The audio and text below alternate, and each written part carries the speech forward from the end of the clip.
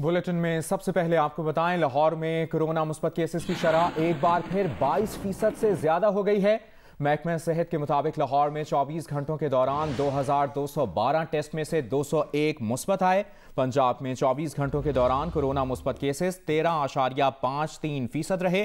पंजाब भर में 24 घंटों के दौरान 10,290 टेस्ट में से 1,393 मुस्बत आए। पंजाब में 24 घंटों के दौरान कोरोना से 26 जबकि लाहौर में 5 अमवात हुई।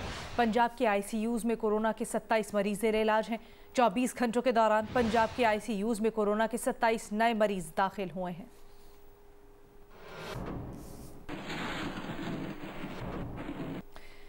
दूसरी जानिब बलोचिस्तान में 3 रोज के दौरान कोरोना के मुस्बत केसेस की शरह में बतदरीज कमी हो रही है। गुज़श्ता रोज बलोचिस्तान के कोरोना के मुस्बत केसेस की शरह 11.6 रही। 2 रोज कबल बलोचिस्तान में कोरोना मुस्बत केसेस की शरह 12.03 और 3 रोज कबल यही शरह 13.2% थी। 24 घंटों में बलोचिस्तान में कोरोना के 1057 टेस्ट किए गए, 123 मुस्बत आए।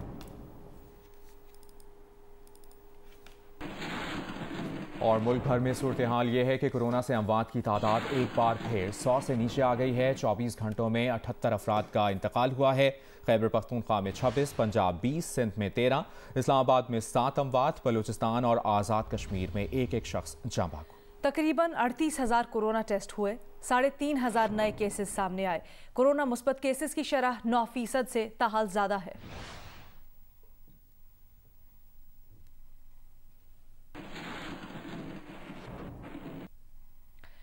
सखर से खबर यह है कि सिविल अस्पताल में कोरोना वायरस के मरीजों की तादाद में इजाफा जारी है। सिविल अस्पताल में कोरोना के लिए मुख्तस तमाम बेड्स भर गए हैं। MS के मुताबिक सिविल अस्पताल में 27 बेड्स और 18 वेंटिलेटर्स हैं। अस्पताल में 2 मरीज वेंटिलेटर पर हैं।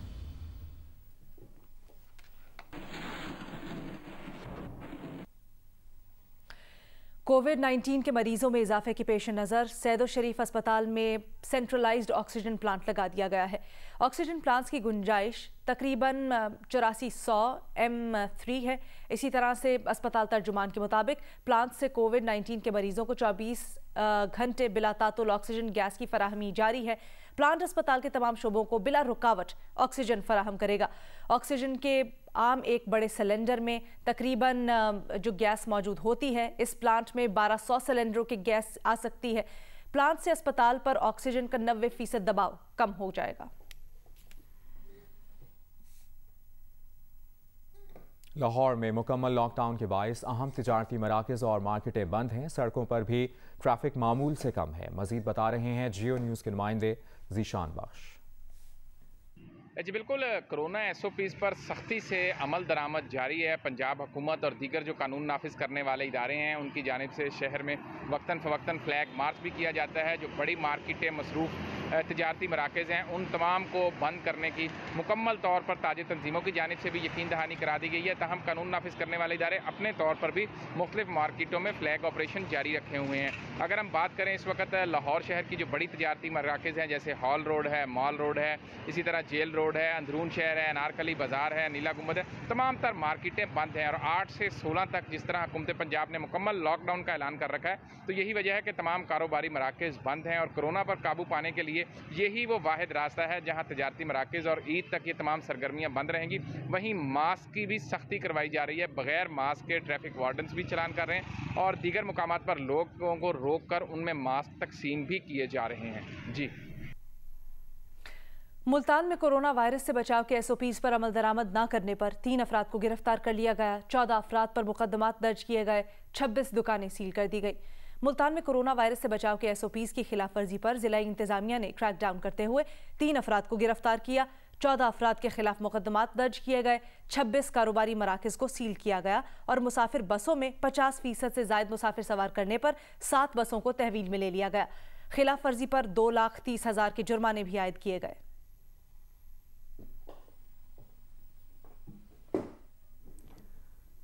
मीरपुर आज़ाद कश्मीर में भी ज़िले इंतज़ामिया की जानिब से नाफिज लॉकडाउन पर अमल दरामद जारी है। तमाम पब्लिक ट्रांसपोर्ट बंद है। ज़िले के मरकजी एंट्री पॉइंट मंगला पुल से तफसील बता रहे हैं शहबाज बुखारी। कोरोना के जो बढ़ते केसेस हैं उनको कंट्रोल करने के लिए NCOC की हदायत की रोशनी में ज़िला मीरपुर में भी ज़िला इंतज़ामिया ने 8 मई से 16 मई तक लॉकडाउन लगा दिया है। मैं इस वक्त मंगला पुल पर मौजूद हूँ। खासी सख्ती है। पुलिस और ज़िला इंतज़ामिया को जो मजिस्ट्रेट हैं चेकिंग कर रहे हैं। मेरे साथ असिस्टेंट कमिश्नर मीरपुर मुनीर अहमद कुरैशी मौजूद हैं। इनसे जानते हैं कि मंगला पुल से एंट्री के लिए लोगों को क्या करना पड़ेगा। ओवरसीज़ का शहर है, इसके लिए हमने स्पेशल SOPs और हिदायत जारी की हैं और जिसके लिए हमारे मुख्तलिफ डिपार्टमेंट्स को हमने इस पर ऊपर डिप्यूट भी किया हुआ है और कोऑर्डिनेशन के साथ इस वक्त मंगला के ऊपर न सिर्फ हमने ओवरसीज़ डेस्क कायम किया हुआ है बल्कि हेल्थ टीम का भी डेस्क कायम किया हुआ है जो रैंडम सैम्पलिंग करते हैं। जो हमारे बैरून मुल्क से लोग आते हैं और पाकिस्तान के दीगर इलाकों से लोग आते हैं, हम उनकी सैम्पलिंग भी करते हैं। बाकी जो लोग हमारे लोकल्स हैं उनकी ट्रैवलिंग की भी SOP है। 50% के साथ प्राइवेट ट्रांसपोर्ट के ऊपर वो सफ़र कर सकते हैं। गुजरावाला की सूरत हाल से आपको आगाह करें, जहां आज लॉकडाउन का तीसरा रोज़ है। शहर भर की मार्केटें, तिजारती और कारोबारी मराकज़ मुकम्मल तौर पर बंद हैं। लॉकडाउन पर मुकम्मल अमल दरामद करवाने के लिए पुलिस की भारी नफरी मुख्तलिफ बाजारों के बाहर तैनात कर दी गई है। तफसीलात जानते हैं उस्मान खलील से। जी उस्मान। हाँ जी, गुजरावाला शहर में आज लॉकडाउन का तीसरा रोज है। शहर के तमाम बड़े कारोबारी व तजारती मराकज़ मुकम्मल तौर पर बंद है। राइयां वाली गली, कसेरा बाजार, जनाब बाजार और जो है सियालकोटी दरवाजा समेत जो है क्लाद मार्केट गुज़िश्ता रोज जो है दुकानदारों ने लॉकडाउन की खिलाफ वर्जी करते हुए अपनी दुकानें खोल ली थी।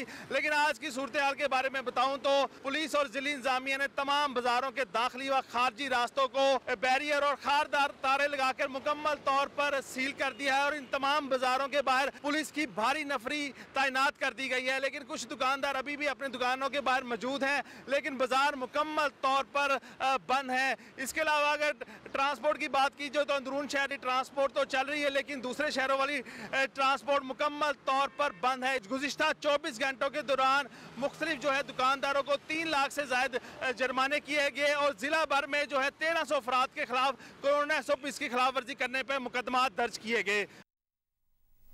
और ताज़ा अपडेट ये है कि ईद उल फितर के दौरान वैक्सीन मराकज़ में छुट्टी का नोटिफिकेशन जारी कर दिया गया है। नोटिफिकेशन के मुताबिक मुल्क भर में वैक्सीनेशन मराकज़ ईद के पहले और दूसरे रोज़ बंद होंगे। मुल्क भर में वैक्सीन का अमल जारी है। इस अमल के लिए वैक्सीनेशन मराकज़ कायम किए गए हैं, जहां पर शहरी जा सकते हैं और अपने आप को कोविड-19 के खिलाफ वैक्सीनेट करवा सकते हैं।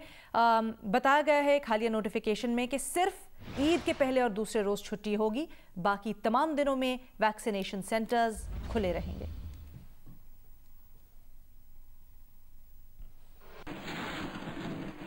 कराची के एक्सपो सेंटर में सिंध के सबसे बड़े वैक्सीनेशन सेंटर में लोगों की आमद का सिलसिला जारी है। वहां वैक्सीनेशन के लिए आने वाले लोगों से जियो न्यूज़ के नुमाइंदे खावर खान ने बातचीत की है। आइए आपको दिखाते हैं। जी, इस वक्त मैं आपको सूबे के सबसे बड़े मास वैक्सीनेशन सेंटर से अपडेट कर रहा हूँ। लोगों की आमद का सिलसिला शुरू हो चुका है और वो वैक्सीन करवाने यहाँ पर आ रहे हैं। लोगों से बात करते हैं, उनसे जानते हैं कि उनका अब तक का तजुर्बा कैसा रहा है। मुश्किल से 5 मिनट के अंदर मेरा काम हो गया। ज़्यादा रश नहीं था, शुरू में ही आए हम लोग और बहुत जल्दी हो गया। वेरी गुड फैसिलिटीज़, बहुत ज़्यादा अच्छा इंतज़ाम है, स्टाफ भी बहुत अच्छा है। थोड़ा सा आउटसाइड हमें वेट करना पड़ा 19 डेट्स ओके, क्योंकि अंदर आके इतनी अच्छी सहूलत मिलेगी तो फिर दैट्स फाइन। जी, जैसा कि आपने लोगों की आरा सुनी कि लोग यहाँ पर मुतमईन हैं, जल्द अज जल्द उनको जो है वैक्सीनेशन यहाँ पे की जा रही है और ईद की तातीलात के बाद जो है ये सेंटर जो है 24 घंटे सर्विसेज फराहम करेगा और ईद तक जो है सुबह 8 बजे से दोपहर 3 बजे तक और रात 8 से रात 12 बजे तक जो है यहाँ पे सहूलत फराहम की जा रही है वैक्सीनेशन की। जी, बहुत शुक्रिया खावर। पेशावर के अस्पतालों में भी कोरोना वैक्सीनेशन का सिलसिला जारी है। सूबे में मजमूई तौर पर कितने अफराद की वैक्सीनेशन हो चुकी है, बता रही हैं लेडी रीडिंग अस्पताल में मौजूद हमारी नुमाइंदा शीबा हैदर। जी बिल्कुल, पेशावर के अस्पतालों में कोरोना वैक्सीनेशन का सिलसिला जारी है। Lady reading, Khyber teaching, Hyderabad medical complex और मुलविजी अस्पताल में कोरोना वैक्सीनेशन हो रही है। हेल्थ केयर वर्कर्स, मोमर अफराद और 40 साल की उम्र के अफराद जो है अस्पतालों का रुख कर रहे हैं और अपनी कोरोना वैक्सीनेशन करवा रहे हैं। इस वक्त हमारे साथ कुछ लोग मौजूद हैं, उनसे बात करते हैं कि वो कोरोना वैक्सीनेशन के हवाले से क्या कहते हैं। जी सर। मैं वेटनेरियन हूँ और वेटनेरियंस की भी कोरोना वैक्सीनेशन स्टार्ट हो चुकी है। वो भी as a health care worker register अपने आप को करा सकते हैं। तो बाकी वेटनेरियंस को भी मैं कहूँगा कि अपनी कोविड की जो वैक्सीन है वो लगवाएं। सूबे भर में अब तक मजमूई तौर पर 3 लाख से ज़ायद अफराद को कोरोना वैक्सीनेशन की जा चुकी है। इसी तरह सूबे में मजमूई तौर पर 200 से ज़ायद सेंटर्स बनाए गए हैं, जबकि पेशावर में 15 सेंटर्स बनाए गए हैं जहां पर कोरोना वैक्सीनेशन का सिलसिला जारी है। जी, वफाकी दारुल हुकूमत इस्लामाबाद में भी वैक्सीनेशन का अमल जारी है। तफसीलात जानते हैं नुमाइंदा जियो न्यूज़ अलैना वकार से।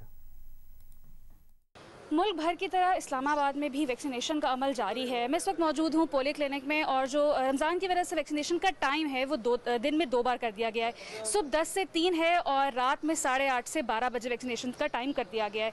आप यहाँ मेरे रकम में भी देख सकते हैं कि शहरियों की कतार लगी हुई, यहाँ पे आते हैं, टोकन जो है वहाँ से लेते हैं, मैसेज दिखा के टोकन लेते हैं, रजिस्ट्रेशन करवाते हैं और फिर यहाँ पे जो है वैक्सीनेशन रूम में जाते हैं और वैक्सीन लगवाते हैं। इसी तरह जो 2 वैक्सीन यहाँ पे लगाई जा रही थी, एक वैक्सीन है साइनोफार्म जो कि डबल डोज ही है, जिसकी दूसरी डोज जो है वो 20 दिन बाद लगाई जाती है। इसी तरह एक यूके की जो दूसरी वैक्सीन है एस्ट्राजेनेका, उसकी डबल डोज जो है वो 8 हफ्ते यानी कि 56 डेज बाद लगाई जाती है। इसी तरह यहाँ पे शहरी आ रहे हैं और वैक्सीन लगा रहे हैं और ये अमल जो है जारी है। यूटिलिटी स्टोर से सस्ती अशिया की फराहमी का सिलसिला जारी है। कराची में 90 यूटिलिटी स्टोर्स के जरिए शहरियों को खाने पीने की अशिया की फराहमी की इस वक्त क्या सूरत हाल है, जानते हैं हमारे नुमाइंदे रियाज एनडी से। रियाज कहेगा, ईद खरीदारी तो ख़त्म हुई है, यूटिलिटी स्टोर्स की इस वक्त क्या सूरत हाल है?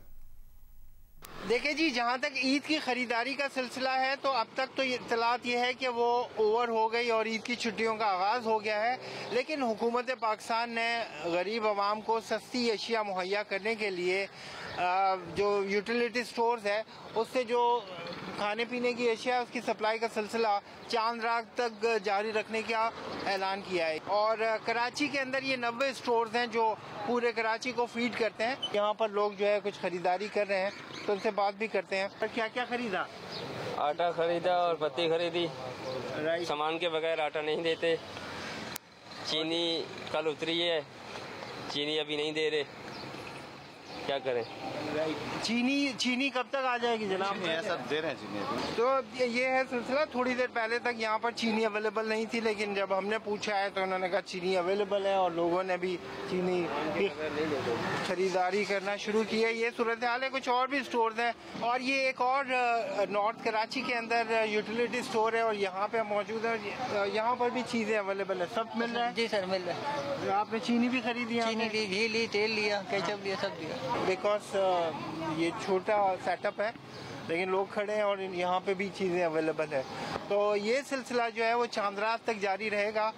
वैसे ये है कि 90 स्टोर्स के ज़रिए पूरे कराची को सप्लाई करना ये मुश्किल काम है। यूटिलिटी स्टोर्स के ज़रिए अब तक जो है यानी 27 रमज़ान है आज और लोगों को जो है चीज़ें अवेलेबल है यहाँ पर। जी। इस्लामाबाद में 2 हफ्तों से मुर्गी के गोश्त की कीमतों में मुसलसल इजाफा जारी है, जिससे अवाम शदीद परेशान है। तफसीलात जानते हैं अरफा फिरोज से। जी अरफा। जी बिल्कुल, मुर्गी का इस्तेमाल जो है वो रोज़मर्रा के ज़रूरियात में जो है वो होता है, लेकिन इस्लामाबाद में जो है वो मुर्गी का रेट पिछले कुछ दिनों से जो है वो आसमानों से बातें कर रहा है। इस टाइम जो है वो ज़िंदा मुर्गी का रेट 285 रुपये है, जबकि 400 रुपये और 450 रुपये किलो तक जो है वो मुर्गी का जो रेट इस टाइम इस्लामाबाद में मौजूद है। और हम लोग जो है वो इस टाइम ख़रीदार के पास मौजूद हैं, उनसे बात करते हैं। ये तो जी पिछले 15-20 दिन से यही रेट चल रहा है। हर साल रमज़ान में कीमतें इसी तरह बढ़ती हैं, लेकिन इस रमज़ान में तो जितना गवर्नमेंट ने ज़्यादा इसका किया था, उसका नोटिस लिया था, वो नोटिस का रिजल्ट ये निकला है कि आगे से डबल हो गया। अभी तो इंतज़ामिया कोई अफसर इन छुट्टियों में तो आने का नाम ही नहीं लेगा और ये माफिया जो है ये और बड़ा होगा। ठीक है, तो आवाम के लिए जो मुश्किलात का जो है वो इजाफा हो गया और उनका यही कहना है कि मुर्गी का जो रेट है और गोश्त का रेट है उस पर जो है नज़रसानी करके उनमें कमी की जाए। जी आगे बढ़ते हैं। आपको बताएं, लाहौर के इलाके डिफेंस में पुलिस ने मायरा कत्ल केस के सिलसिले में मकतूला की सहेली इकरा समेत 3 अफराद को हिरासत में ले लिया है। तफसील जानते हैं जियो न्यूज़ के नुमाइंदे अहमद फराज से। अहमद फराज कहेगा, इस केस में अब तक क्या मजीद पेशरफ्त हुई है? जी बिल्कुल जी, बड़ी ही अहम पेशरफ्त हुई है और ये डिफेंस में जो मायरा कत्ल केस था उसमें अब पुलिस ने जो है वो 3 खातून समेत 3 अफराद को हिरासत की है। और कहा यह जा रहा है कि जो मायरा की सहेली थी इकरा, यानी कि मायरा जहां पे जिस कमरे में रहती थी उसके बिल्कुल सामने इसका कमरा था और ये कत्ल के वक्त वहां पर मौजूद थी। ये दोनों जो थे इन्होंने डिफेंस में ही एक बलाई मंजिल पर घर किराए में लिया हुआ था और जहां पर ये दोनों ने आपस में एक दूसरे के सामने इनका कमरा था। और पुलिस का ये कहना है कि इकरा को हिरासत में लिया गया और इकरा के बयान के बाद 3 मजीद अफराद भी हिरासत में लिया गया और तमाम अफराद से थाना डिफेंस बी में इस केस के सिलसिले में तफ्तीश की जा रही है। जबकि इस केस में अबूरी जमानत करवाने वाले 2 मुलजमान जाहिद जुनून और साद अमीर भट्ट जो थे वो उन्होंने अभी तक पुलिस से राब्ता नहीं किया और न ही वो शामिल तफ्तीश हुए हैं। ये जो मुकदमा था ये 2 नामजद मुलजमान में 4 अफराद की तरफ दर्ज किया गया था और खासतौर पर मायरा ने अपनी जिंदगी में इन दोनों अपराध के बारे में पुलिस को बताया था कि उसको इन दोनों से जान में खतरे, लेकिन पुलिस ने इसकी बयान पर मुकदमा दर्ज नहीं किया और ना ही इनको गिरफ्तार किया। और ये भी कहा जा रहा है, पुलिस का ये भी कहा जा रहा है कि हो सकता है कि इस केस में इन दोनों के अलावा कोई तीसरा भी कातिल हो, लेकिन अभी तक जो है इस बारे में जो है वो तफ्तीश की जा रही है। जी, तफ्तीश की जा रही है। आपने तफसीलन अपडेट किया अहमद फराज, शुक्रिया आपका।